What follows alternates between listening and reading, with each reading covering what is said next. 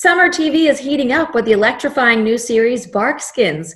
It's a historical mystery starring Oscar winner Marcia Gay Harden, examining the mysterious massacre of settlers in the vast and unforgiving wilds of 1690s New France.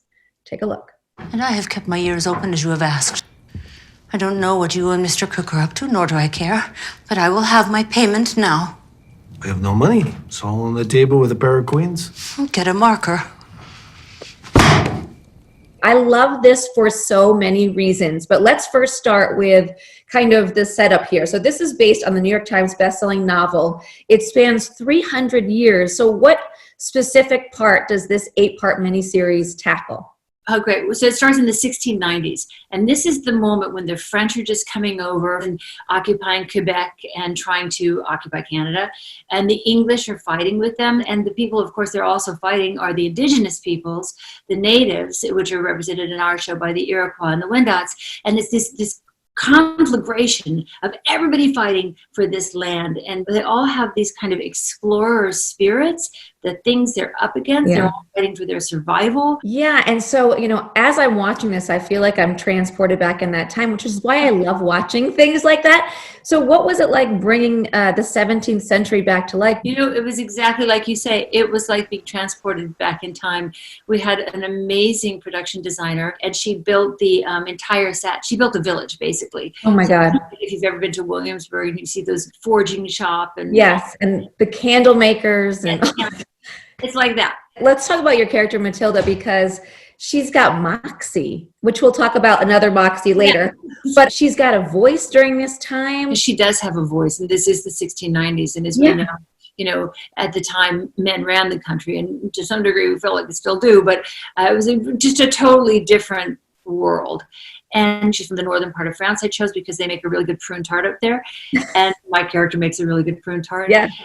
She's the innkeeper at a place called the Grand Inn. She's thinking of ways to expand, and she's giving the girls jobs. So she's like this kind of original women's empowerment person in the village. Yeah. She's the voice of the village, and she's the voice of female power in the village. And she's tough. She doesn't take it from anybody. She's very community. Her job, she brings the community together.